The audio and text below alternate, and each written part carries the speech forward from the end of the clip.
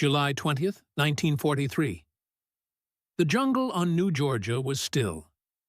A damp cathedral of silence, broken only by the steady drip of rain through palm fronds. Steam rose from the black soil where last night's downpour had settled. Beneath the canopy, 1,000 eyes waited. Japanese troops crouched behind woven bamboo screens, rifles braced on rotting logs, bayonets already fixed. Their breath came slow, measured, a symphony of patience and death. They had spent weeks preparing this ground. Every fallen tree marked a kill zone. Every vine concealed a wire, a mine, or a sniper's nest. To them, the Americans were predictable, bold, overconfident, too eager to advance through terrain they barely understood. Down the ridge, the 1st Marine Patrol was already on the move. Mud clung to their boots, packs heavy with rations, weapons slick from sweat. The air smelled of mildew, oil, and the faint metallic tang of fear. Somewhere ahead, a bird call echoed. Too perfect, too sharp. The lead scout froze. A heartbeat later, the jungle exploded. Flashes of light. Screams swallowed by thunder. The Japanese thought the trap had sprung perfectly. By nightfall, the jungle would no longer belong to them. By mid-1943, the Pacific War had entered its second, bloodier phase. Guadalcanal had fallen, but the victory had not come cheaply. Every jungle ridge, every coral reef had been paid for in blood. Yet the American command understood that the path to Japan would not be through grand gestures, but through islands. Each one wrestled from entrenched defenders who had no intention of surrendering. The next step lay across the Solomon Islands chain, New Georgia. It was a dense, humid sprawl of swamps, mangrove roots, and volcanic ridges stretching more than 50 miles. Its main value was not its size, but its airfields. Whoever held them controlled the skies over the central Solomons. From there, bombers could reach Bougainville, Rabaul, and eventually the Japanese homeland. Tokyo's high command had prepared for this.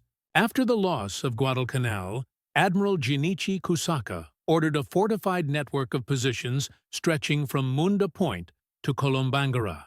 General Minoru Sasaki's troops dug in among the trees, carving bunkers into the earth, laying fields of fire invisible to aerial scouts. For the Imperial Japanese Army, this was the final defensive ring, a chance to make the Americans bleed until they hesitated. In Washington and Pearl Harbor, planners studied captured documents and intelligence intercepts. They knew the Japanese were low on supplies, but they also knew desperation could be deadly.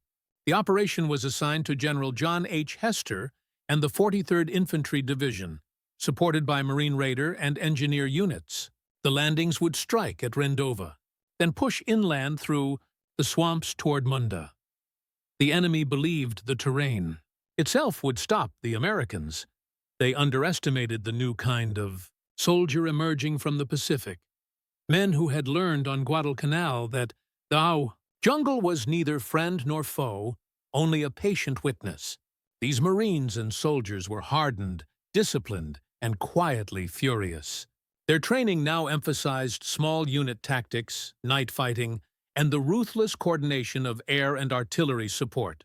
Each man carried not only a rifle, but a mental map of how to survive where even the sun struggled to shine. Intelligence from coast watchers. An aerial reconnaissance revealed Japanese concentrations.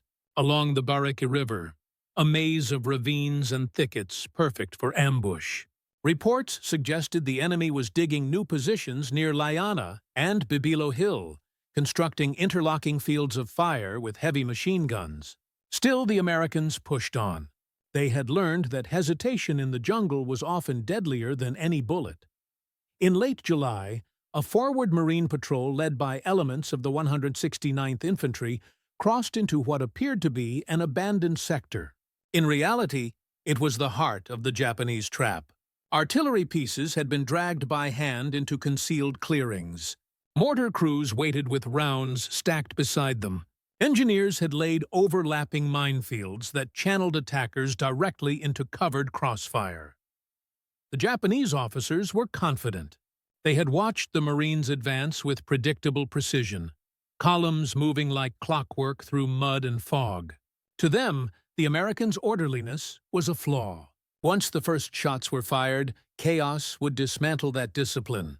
They would then counterattack, using bayonets and grenades to finish what the jungle had begun. But what the Japanese could not see, what no aerial scout or sniper's scope could reveal, was the slow evolution of American doctrine. Behind every platoon was a coordinated network of radio operators, air-ground controllers, and forward artillery observers. The U.S. command was now fighting a war of synchronization, not improvisation. Every movement on the ground was tracked, every sound transmitted, every target pre-plotted. As dawn broke on July 20th, humidity hung like a curtain over the jungle canopy. The Japanese waited for the perfect moment. They had no idea that within hours, their own lines would be turned against them, and that the trap they had built would become their grave. The Americans were coming, and they had studied every lesson from Guadalcanal. The Japanese on New Georgia had crafted what they believed was an impregnable defense, a perfect blend of nature, discipline, and deception. Colonel Kiyonao Ichiki's philosophy from Guadalcanal still lingered. A true soldier should fight not for survival, but for annihilation of the enemy before his own death. At Munda, General Sasaki's men had taken this creed to heart. Their engineers transformed the jungle into a living labyrinth. Trenches snaked between massive banyan roots. Tunnels connected pillboxes like arteries. Coconut logs reinforced walls so thick that even 105 mm shells often ricocheted or buried themselves harmlessly in the mud. Camouflage nets, sewn from palm fronds, masked machine gun nests invisible to reconnaissance planes. Every path that seemed clear was mined. Every apparent opening was a killing field. The Japanese strategy was based on an old Bushido-inspired assumption. Americans were soft, dependent on machinery and comfort. The jungle, they believed, would sap their will before a bullet was fired. They were wrong. When the first wave of U.S. troops landed on Rendova Island on June 30th, they faced torrential rain, knee-deep mud, and persistent sniper fire. But they kept advancing, guided by naval gunfire and the sharp coordination between Army and Marine units. The Japanese artillery opened up sporadically, their shells landing wide, their fire control limited by poor communication and exhaustion. By early July, the Americans had seized a tenuous foothold near Liana and began pushing west toward the Munda airfield. It was here that the Japanese set their trap. Using retreat as bait, they withdrew small outposts, allowing Marine patrols to penetrate deeper into the dense undergrowth. Hidden observers tracked every movement. By July 19th, Sasaki was convinced that the Americans had walked into the net. His forces, around 470 men in the immediate sector, were positioned in a crescent formation, rifles ready, mortars pre-sighted. Their orders were explicit. Hold fire until the bulk of the enemy column entered the zone. Then unleash a coordinated storm. Machine guns from the flanks, mortars from the rear, snipers from the canopy. The result, they believed, would be total disintegration. But intelligence was a two-edged weapon. The Americans, too, had intercepted fragments of Japanese radio traffic. Coast watchers, local islanders, and Allied scouts operating from hidden shacks along the shoreline had reported unusual enemy activity in that very sector. A Marine reconnaissance patrol, led by Lieutenant Robert Kingsley, confirmed fresh footprints, cut foliage, and spent cartridges that didn't match American calibers. Something was waiting for them. So, the Marines decided to play along. The following morning, elements of the 169th Regiment advanced deliberately, slower than usual, allowing the Japanese to commit. Behind them, U.S. artillery units quietly adjusted their positions. Observers from the 169th Heavy Weapons Company climbed into trees with binoculars and radios wrapped in waterproof tarps. They didn't know exactly where the ambush lay, but they knew it was close. At 0940 hours, the first burst of Japanese fire came from the left ridge. The Marines didn't scatter. Instead, they dropped low, coordinated by hand signals, returning fire with controlled precision. Within minutes, mortar teams behind them began walking rounds up the slope. The Japanese, sensing their moment, launched a full countercharge, straight into a grid already marked for destruction. Naval guns offshore thundered to life. 105 mm howitzers opened from Layana beachhead. The American response was not confusion, but choreography, a deadly rhythm learned through the agony of Guadalcanal. By noon, the Japanese were trapped in their own geometry. The terrain they had shaped so carefully, the trenches, the tunnels, the bunkers, became their cages. Machine guns jammed under the weight of mud and smoke. Mortar crews suffocated in their own pits. The American line, thought to be collapsing, was in fact tightening, closing in from 3 directions. General Hester, monitoring radio transmissions from the forward post, gave the order: seal the valley. In less than 24 hours, the stage was set for one of the most devastating small-scale annihilations of the New Georgia campaign. The Japanese had built their perfect trap. The Marines were about to spring it in reverse. New Georgia's jungle was not just a setting. It was a weapon. The island's volcanic ridges, tangled vegetation, and invisible ravines turned every engagement into close-quarters chaos. Aerial superiority meant almost nothing beneath that canopy. Artillery fire vanished into the trees. Visibility often shrank to 10 meters. Orientation depended on instinct. The Japanese had turned this terrain into a fortress. Their positions followed natural contours: gun emplacements on ridges, sniper nests in banyan trees, mortars hidden behind mounds of ferns. Even the air felt thick enough to choke. The heat reached 110 degrees under the leaves. Sweat and mud merged into one. Mosquitoes swarmed, spreading malaria and dysentery faster than bullets could. For the Marines, this was an environment designed to erase advantage. Their radios failed in humidity. Maps were useless, reduced to waterlogged rags. Communication relied on hand signals and runner patrols, moving through enemy fire with messages clenched in their fists. And yet, discipline held. The Marines fought not as scattered men, but as a machine built on trust. When the first burst of enemy fire came from the ridgeline, they didn't retreat. They maneuvered, calculating angles of sound and echo, tracing fire by instinct and training. What the Japanese believed to be confusion was in fact adaptation, a skill the Americans had learned on Guadalcanal and refined in blood. By the time the Japanese realized the Marines weren't running, it was already too late. The terrain they thought they controlled now belonged to men who used it better. The men who advanced that morning were not fresh recruits. Many were veterans of Guadalcanal, lean, hollow-eyed, hardened by months of hunger and night raids. They moved without chatter, every gesture economical. Their faces were streaked with grime, salt, and mosquito bites. Letters from home had long since become talismans tucked into breast pockets, reminders of another world they barely remembered. Corporal Edward M. Daly of the 43rd Division wrote later in his diary, "It's strange what you notice when the shooting starts. The smell of mud, the weight of your rifle, how your heartbeat seems louder than the guns. This wasn't heroism as the newspapers imagined it. It was exhaustion weaponized into focus. They carried 60-pound packs through chest-deep swamps. Their uniforms never dried. Their rations, canned meat and powdered eggs, fermented in the heat. Yet when orders came, they moved with mechanical precision, each man trusting the one beside him to do the same. They had learned to fight a ghost war, one where the enemy was rarely seen, until he was 10 feet away. In that suffocating green, fear became routine.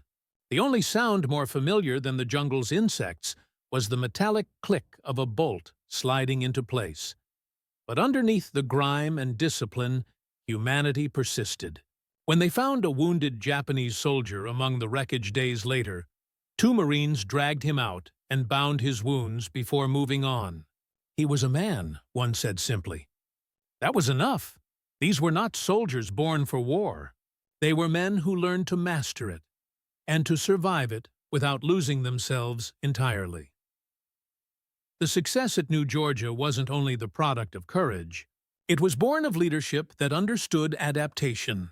General John H. Hester and his battalion officers had studied the failures of early Pacific battles, the overextended lines, the lack of coordination, the tendency to underestimate the terrain. Now, they led differently. Orders were decentralized. Platoon commanders were given authority to act independently if cut off. Fire support requests were streamlined through radio spotters whose voices became the lifelines of entire companies. Air reconnaissance coordinated directly with artillery, a first for the Solomon campaigns. Captain Leonard M. Haynes, whose company bore the brunt of the ambush, exemplified this new doctrine. When his forward platoon was hit from both flanks, he didn't pull back. Instead, he ordered a lateral maneuver, squads peeling off like clock gears to encircle the ambushers from the rear. It was a move straight out of Marine Raider playbooks, and it turned what could have been a massacre into a counter-trap. Under his direction, the company established overlapping fields of fire and used the jungle itself as armor, trees for cover, roots as shooting rests. His radio operator maintained calm under the storm, relaying coordinates to artillery teams several hundred yards away. Within minutes, shells began falling exactly where the Japanese had entrenched their mortars. Leadership in the Pacific wasn't about heroics or speeches. It was about calm calculation under unbearable heat and fear, the kind that turned chaos into choreography. When the smoke cleared, the Marines didn't cheer. They just checked ammunition, moved the wounded, and prepared for the next assault. They knew the battle wasn't over. It was only tightening. The jungle had tested their endurance, their nerves, and their will to act under pressure. But in the hours to come, they would face something far more unpredictable. An enemy that refused to break even when death surrounded them. The human, tactical, and command sides of the battle had converged into a single truth. Survival required not just strength, but transformation. The question now was, how far could men transform before the jungle consumed them entirely? The Japanese defenders of New Georgia were not amateurs or conscripts. Most were veterans of earlier island campaigns, men who had fought in China, the Philippines, or Guadalcanal. They were trained to believe that death in service to the emperor was not defeat, but transcendence. This belief made them both formidable and tragic. Under General Sasaki's command, the 229th Regiment and its attached engineers had been ordered to halt the American advance at any cost. Supplies were scarce. Food was rationed to a handful of rice balls a day. Ammunition was carried on the backs of men through waist-deep swamps. Yet morale remained fanatically high. Each bunker was treated like a personal fortress, every soldier's position, a sacred ground to be held until death.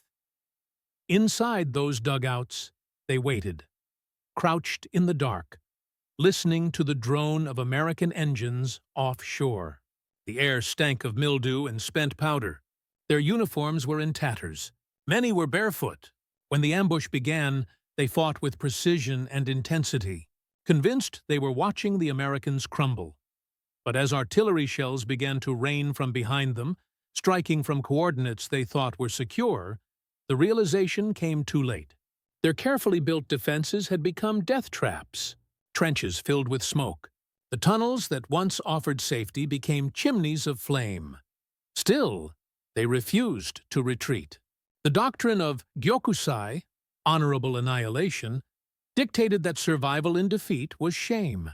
So they charged, screaming through the undergrowth, bayonets flashing. Some reached American lines, engaging in hand-to-hand combat that ended in seconds. Others vanished in the fire and smoke, their final cries lost beneath the roar of 105-millimeter guns. They had fought bravely, but they had fought for a myth, and the jungle gave no mercy to myths. The New Georgia campaign revealed the evolution of American warfare. The lessons learned in 1942 had now matured into precision and innovation. Technology in the jungle didn't mean complexity. It meant reliability under impossible conditions. The Marines' standard-issue M1 Garand proved invaluable. Its semi-automatic fire allowed suppression in short bursts without constant reloading. The Japanese, armed largely with bolt-action Arisaka rifles, couldn't match its rhythm. The difference in fire rate often determined who lived past the first 10 seconds of an ambush. Flamethrowers, once experimental on Guadalcanal, became indispensable. Carried by two-man teams, they turned bunkers and pillboxes into infernos. Their roar was both weapon and psychological shockwave. Many Japanese soldiers abandoned fortified positions the moment they heard the hiss of pressurized fuel. Artillery spotting had also transformed. Using lightweight field radios, Marine forward observers could now direct 105mm and 155mm batteries in near real time. Fire missions that once took an hour to coordinate were now executed in minutes. Aircraft overhead relayed visual confirmation, adjusting impacts with colored smoke grenades. But perhaps the greatest technological advantage wasn't hardware. It was logistics. The U.S. Navy's control of supply lines ensured steady ammunition, food, and medical care. The Japanese, by contrast, were starving. Their resupply barges sunk by Allied air patrols. In modern warfare, technology alone doesn't win battles, but it can make the difference between chaos and control. At New Georgia, it turned an ambush into a counteroffensive. By the end of the engagement, 470 Japanese lay dead in the mud, their bodies tangled among shattered palm trunks and burned-out bunkers. The Americans suffered far fewer losses, but numbers never told the full story. For the men who fought there, victory felt heavy. The smell of burning fuel and flesh lingered long after the shooting stopped. Corpsmen moved through the wreckage with quiet precision, marking the living, tagging the dead. Some Marines refused to look at the faces of the enemy. Others couldn't stop staring. They were boys, one sergeant whispered later. Just like us. War at that distance, where a man could see the whites of another's eyes, stripped away all illusions of glory. The jungle made death intimate. That night, rain fell again. It hissed on still hot metal and extinguished what remained of the fires. Marines sat beneath ponchos, cleaning rifles, writing short letters home. The words they chose were cautious. We took the ridge today. We're still alive. Tell them I'm okay. But behind every sentence was the unspoken truth, that survival carried its own wounds. Victory in the Pacific came not from superiority alone, but from endurance, physical, moral, and emotional. The Japanese fought for the emperor. The Americans fought for each other. In that difference lay the quiet strength that would carry them through the long march toward Peleliu, Iwo Jima, and Okinawa. By the morning after the battle, the sounds of gunfire had faded. The jungle was once again a world of insects and dripping leaves, but beneath its roots lay the remains of men who believed they could master it, and were instead consumed by it. The trap had failed, yet in the silence that followed, both sides had paid their price. The morning of July the 20th began with the sound of rain. Soft, steady, deceptive. Beneath the canopy, visibility was barely 20 feet. The Marines moved in single file, their boots sinking into black water. Every step was deliberate, rifles at the ready, eyes scanning the walls of green ahead. The Japanese waited motionless, their fingers resting lightly on triggers. The trap was set. At Aero 9:35 hours, the stillness fractured. A burst of light erupted from the ridge line. The opening volley of Type 92 machine guns. Bullets sliced through the mist, snapping vines, churning mud.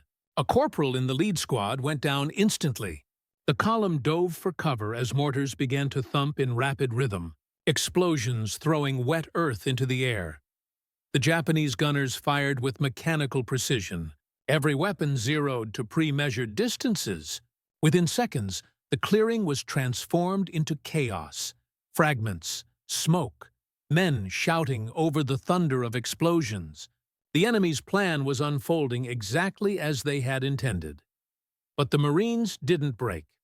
Instead of scattering, fire teams pivoted into the flanks. Machine gunners set up their Brownings behind fallen logs. Riflemen returned controlled bursts, using the smoke to mask their movement. The Japanese expected panic. What they got was discipline. Lieutenant Kingsley, crawling through the mud, radioed coordinates to the artillery battery several miles away. His voice was calm, almost detached. Grid 973, ridgeline, fire for effect. The first shells landed less than 2 minutes later. Perfect brackets. The Japanese mortars went silent. Then came the counter-assault. Flamethrower teams advanced in pairs, their tanks gleaming wet in the dim light. When the first jet of fire tore through the jungle, it roared like a living creature. The flame crawled across the roots, engulfing camouflaged bunkers in seconds. Palm trunks ignited, sending smoke columns spiraling upward. Japanese soldiers burst from hiding, some firing wildly, others charging headlong into rifle fire. The air became a storm of debris, burning leaves, splinters, screams.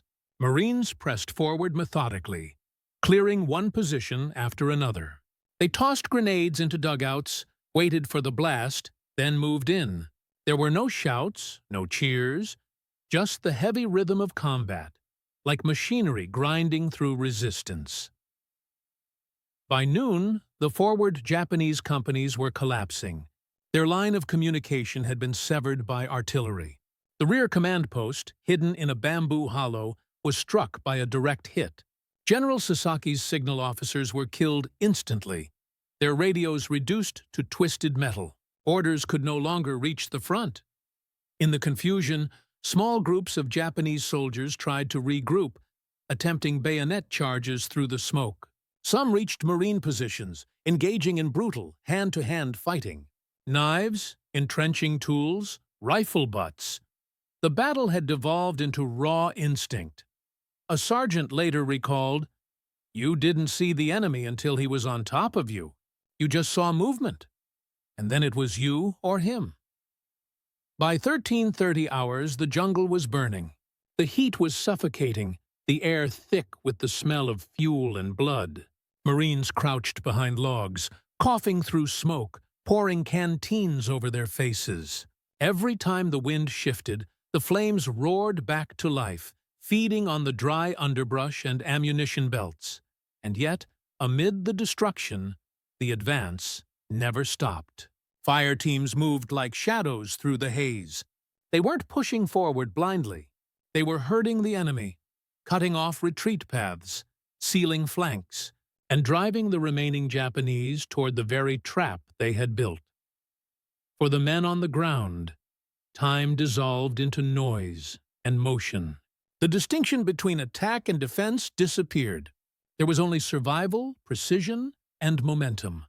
At 1600 hours, the gunfire began to fade. The main Japanese defensive line had collapsed entirely. Bodies lay scattered across the ridgeline, many still clutching their rifles. Others had died in the bunkers they refused to abandon. A light drizzle began to fall again, turning the ground into a slick mirror of mud and ash. Marines moved among the wreckage, checking for movement. A few wounded Japanese still resisted, firing sporadic bursts before being silenced by return fire. The jungle, once alive with fury, was now eerily still. The trap had been sprung, but not by its architects. The Americans had turned the geometry of death inside out. The day wasn't over. The final phase, the encirclement, was yet to begin. By the time dusk fell on July 20th, the jungle was an inferno. The air shimmered with heat, smoke rolled low across the ground, and the once green ridges of New Georgia glowed orange through the haze. The American Marines were closing the circle. Systematically, relentlessly. The Japanese, realizing their line had fractured, fell back toward a series of secondary trenches carved into the hillside. They carried their wounded on improvised stretchers, bamboo poles, and ponchos, but many never made it. Artillery shells rained with unerring accuracy, guided by spotters perched in trees or lying flat on ridge. Crests with binoculars pressed to their eyes. The Americans had learned how to fight an unseen enemy by erasing the places where he could hide. When the shelling paused, Marine engineers moved forward with flamethrowers and demolition charges. They advanced under cover of smoke, their boots sinking into the soft, wet ground. Each detonation shook the forest. Palm trunks fell like pillars. Flames crawled into foxholes, licking at the edges of wooden bunkers until they collapsed inward. The sound was constant. Not a roar, but a deep, consuming hum that vibrated through the ribs. At 1800 hours, the final Japanese counterattack began. Fewer than 100 men remained combat effective, but they charged as if the entire regiment still stood. They screamed, "Tenoheka Banzai!" a cry that echoed through the trees and drowned even the gunfire. Bayonets flashed in the firelight, feet pounded through mud. The Marines held their ground. Automatic rifles tore through the charging silhouettes. Grenades arced in steady rhythm, bursting in flashes of white light. Those who reached the American line were met with brutal precision. Short bursts, quick thrusts, the mechanical finality of trained defense. When the last charge broke, silence didn't return immediately. It staggered in, hesitant, uncertain. The flames hissed and cracked. Somewhere in the darkness, a wounded man cried out. No one could tell whose side he was on. By nightfall, the ridge was secure. The trap that had been weeks in the making had collapsed completely, consuming its creators. The Marines moved through what was left of the battlefield under the light of flares. They counted the bodies. 470 Japanese dead, scattered among the smoldering remains of their own fortifications. A few prisoners, dazed and burned, were taken alive. Most had fought to the end. Marine casualties were remarkably low by comparison, though no man left unscarred. Many were deafened by artillery or burned by flamethrower backwash. Some had spent hours lying beneath corpses to avoid shrapnel, yet their discipline had held from first contact to the final shot. As the last fires died, the smell of wet ash and decay began to settle over the valley. The jungle itself seemed to exhale. For the Marines, victory brought no elation, only fatigue. They gathered near their foxholes, faces streaked black, eyes hollow. A corpsman moved between them, checking pulses, replacing field dressings, whispering names to confirm who was still among the living. One Marine sat alone beside the burned-out remains of a bunker, helmet resting on his knee. Inside, the bodies of 5 Japanese soldiers lay as they had fallen. Still clutching rifles, he stared at them for a long time before muttering, "They never stopped." Then he rose and walked back toward his unit, without another word. That night, rain returned. It came down in heavy sheets, drumming on helmets, washing the ash into rivers of gray. Fires hissed out one by one. The water pooled in shell craters where flames had burned all day, reflecting the dim light of flares fading overhead. The Battle of Munda's southern sector was over. In less than 24 hours, an ambush had become an annihilation. Reports from the field would later describe it in simple terms. Enemy position neutralized. Approximately 470 confirmed dead. Resistance ended. But those words could never capture the smell, the sound, or the weight of what had been done. At dawn, when the first light filtered through the smoke, the Marines stood among the ruins. Steam rose from the scorched ground. The jungle, for all its wounds, was already beginning to reclaim the dead. Vines hung over trenches, leaves drifted down onto helmets, and the air once again filled with the distant hum of insects. The men didn't linger. Orders came to move out. There was still more of New Georgia to take. They shouldered their rifles, adjusted their packs, and walked into the mist, their boots sinking once more into the same mud that had swallowed hundreds the day before. Behind them, the battlefield lay silent, indistinguishable from the jungle that had tried to consume them all. The trap had closed, and the war moved on. By the end of July 1943, the New Georgia campaign had entered its grinding conclusion. What began as a single tactical engagement, one failed Japanese ambush, had unfolded into a decisive link in the American push across the Central Solomons. The destruction of the 470-man detachment near Munda was not merely a victory of arms, but of adaptation. When word of the annihilation reached General Hester's command post, the tone was subdued. Reports came in over crackling radio lines. Enemy position destroyed. Sector secure. There was no triumph in the voices. The men on the ground had seen too much to celebrate. Engineers arrived at first light to clear the area. They moved methodically, stepping carefully between burned bunkers and shattered trees. The ground was still warm. Shovels struck roots and helmets alike. The smell of gasoline and decay clung to every breath. In official documents, the battlefield was designated Hill 123.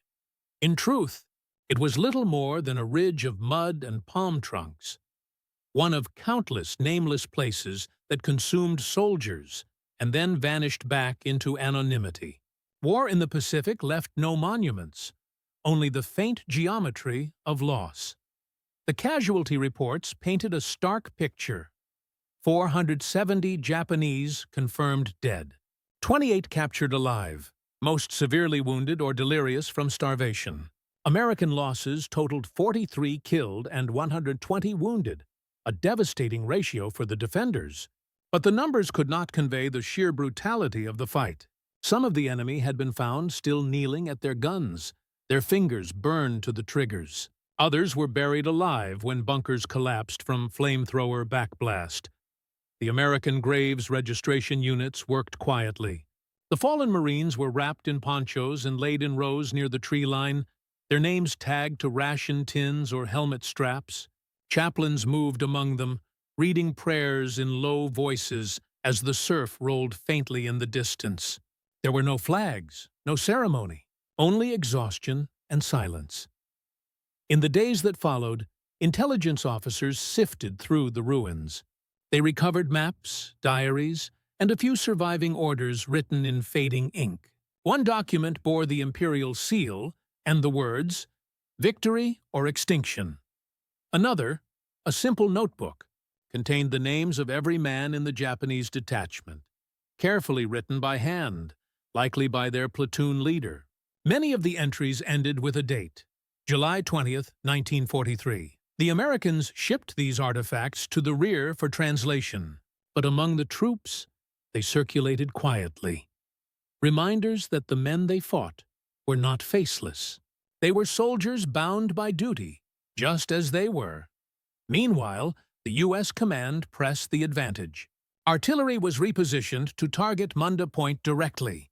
Airstrikes from B-25 Mitchells pounded the remaining Japanese positions along the coast.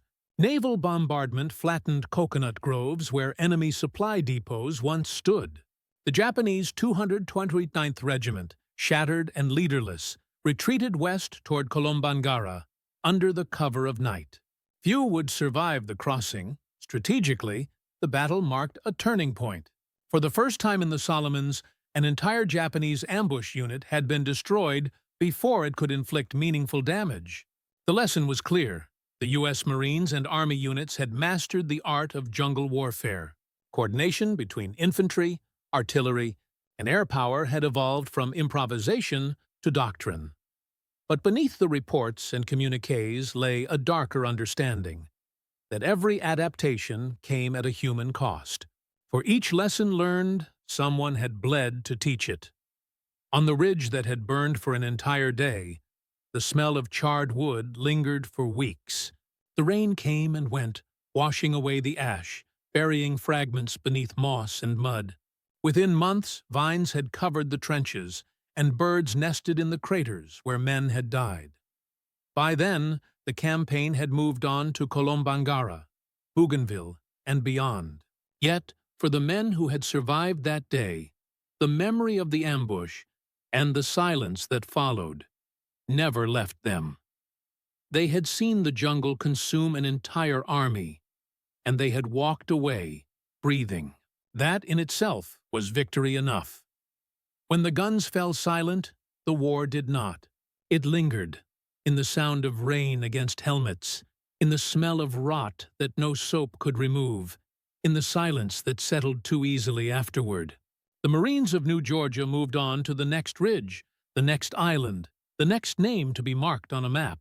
But the battle they had fought on July 20th, 1943, would remain with them long after the island was declared secured. For weeks after the engagement, patrols combed the surrounding valleys for stragglers. They found small groups of Japanese soldiers hiding among mangroves, half-starved and delirious. Some resisted until the end. Others, too weak to lift their rifles, simply bowed and waited for the inevitable. One diary recovered from a captured corporal read, "We have no water, no food. The Emperor is far away. Tomorrow, we will charge again." It ended there. Medical officers noted the toll on their own men. Jungle rot, malaria, dysentery, the unseen enemies of every campaign, spread as relentlessly as any Japanese assault. Men grew hollow-eyed, skin turning gray beneath their helmets. Yet they fought on, because that was what the war demanded.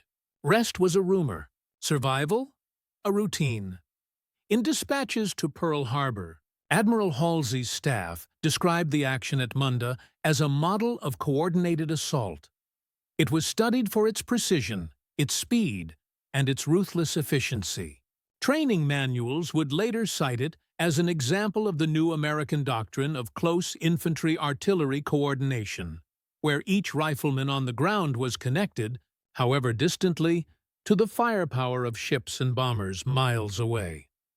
But among the men who were there, coordination was a sterile word. They remembered the screams, the heat, the way the world turned white when the napalm canisters hit. They remembered the sudden quiet that followed. Too complete, too final.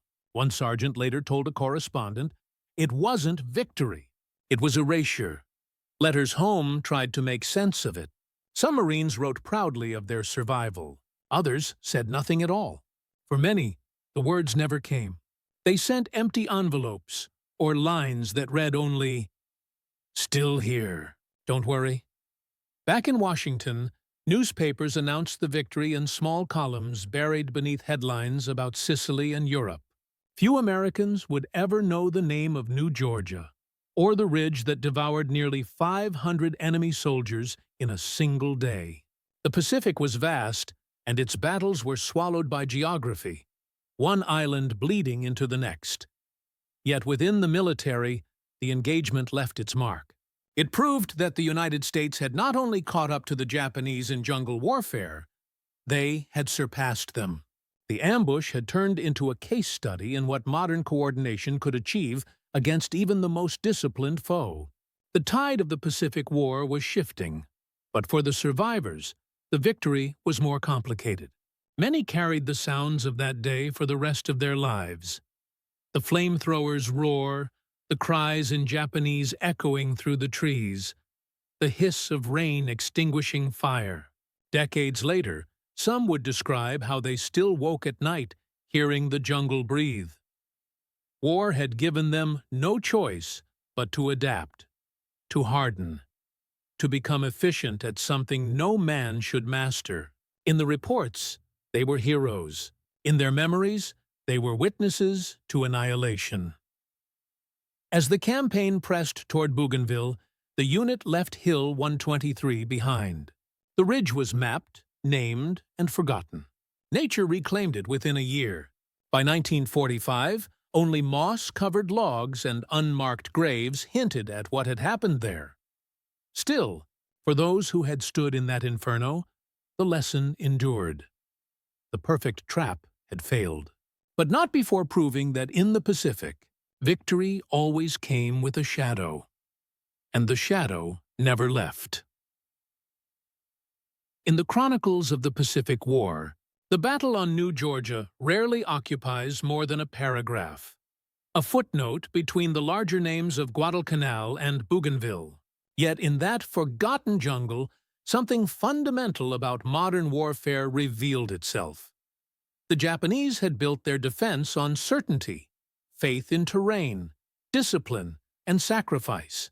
They believed that courage and planning could defy an enemy's strength. The Americans entered the same ground armed not just with weapons, but with adaptation, the ability to absorb pain, learn, and return stronger. Between those two beliefs, the jungle became the judge. Victory in the Pacific was not romantic. It was damp, dirty, and brutal. It was the art of turning chaos into order for just long enough to survive. The Marines who fought that day were not driven by ideology or vengeance. They were driven by trust in their training, their comrades, and the belief that one more step forward meant fewer deaths tomorrow. The Japanese defenders died convinced they had fought well, and in truth, they had. But no plan, however perfect, can withstand a mind that evolves faster than fear. That was the quiet power of the American campaign, an army that learned, adjusted, and refused to repeat mistakes, no matter the cost of the lesson. When historians later charted the course of the war, they noted how New Georgia taught commanders to synchronize air, land, and sea, to make every rifle part of a larger machine. Yet for those who had crouched in the mud, none of that mattered. What they remembered was the smell of rain on ash, the silence after the fire, and the knowledge that every victory demanded a piece of their humanity in exchange.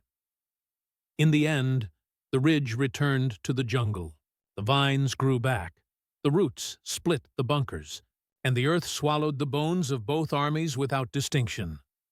But for a brief moment, amid smoke and thunder, it had shown the truth that would define the rest of the Pacific War, that in the jungle, no trap is perfect, and no victory comes without remembrance.